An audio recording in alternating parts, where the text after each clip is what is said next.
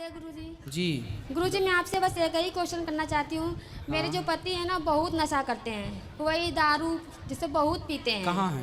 यही पास में है। बात कराओ। दारू पीकर बात बात पर झगड़ा करना, घर में कलश करना, यही सब ज्यादा करते हैं। बुलाओ। गुस्सा उनको काफी आता है। राधे राधे गुरु जी। क्या नाम है आपका? राधे राधे। संतोष विश्वकर्मा वाराणसी से। तो संतोष जी काहे शराब पीते हो? छोटी छोटी बातों पे झगड़ा करना चालू कर देंगे, आदमी क्या करेगा बताइएगा। तो आप शराब पी के आओगे तो पत्नी झगड़ा नहीं करेगी?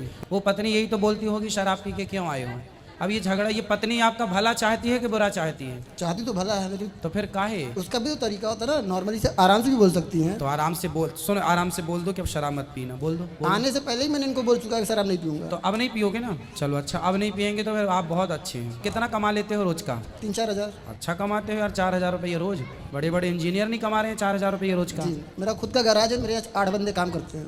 फिर भैया इतने संपन्न हो, इतने बढ़िया हो, तो जो पैसा शराब में खर्च करते हो वो गौरी गोपाल आश्रम में वृद्ध माओं को दे दिया करो, हमारी माताओं को भला होगा। पिछले 1 सालों से मायके में जब भी इनको फोन चलो बात करो, 1 साल से मायके में क्यों हो? शराब पी लेंगे तो इनका गुस्सा कहीं निकलता नहीं है। हमको मारेंगे पीटेंगे, इसीलिए मेरे घर वाले ना बुला लेते हैं। यहाँ पर आग पे मार दिए थे, यहाँ हाथ पे। बात कराओ अब। गुरुजी मैं हर उस लड़की को मारने के लिए तैयार हूँ जो मेरे सामने मेरी माँ को गाली देगी। मैं मात्र 15 दिन का था जब मेरे पिताजी एक्सपायर किए थे। हाँ। मेरी माँ और भाई पाल पोस के बड़ा किए हैं। नहीं तो आप तो ये गलत, आपने पति की माँ को गाली क्यों दोगी भाई? और मेरी भाभी तब आई पति थी। लोग भी पत्नी की माँ को गाली देते हैं तो पत्नियों को तो चंडी चढ़ जाती है। तो अगर पति की माँ नहीं होती क्या? मेरी भाभी जब मैं 10 साल का था तो मेरी भाभी की शादी हुआ था भैया का, उनको बोलती तुम रखे हो उसको। ये तो गलत बात है बेटा, सास की सेवा करना था, अब तो चली गई सास, पर ये गलत बात कराओ। बताइए गुरुजी, सब परिवार एक साइड रहेंगे और मैं अकेले रहूंगी। सब लोग मुझे मिलकर जब कुछ ना कुछ बोलेंगे तो थोड़ा सा मैं बात कर देती हूँ तो ज्यादा हो जाता है। नहीं तो गाली दोगी सास को?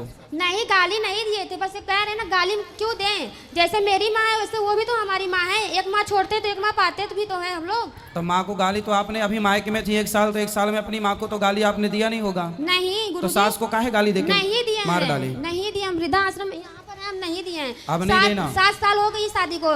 इनसे पूछे कितने साल तक मुझे वहाँ पे रखे हैं। 2 बच्चे मेरे हैं, मेरी मम्मी मुझे हर तरफ से सहायता करती है। इतना पैसा कमाते हैं, एक भी नहीं देते हैं। कैसे बच्चे कहाँ से कैसे देखो पले? अब इनसे बात कराओ। बोल रही मुझे पैसे नहीं देते हैं। 2 महीने में 70,000 रुपया खर्चा किया उनको। काय में खर्च कर दिए?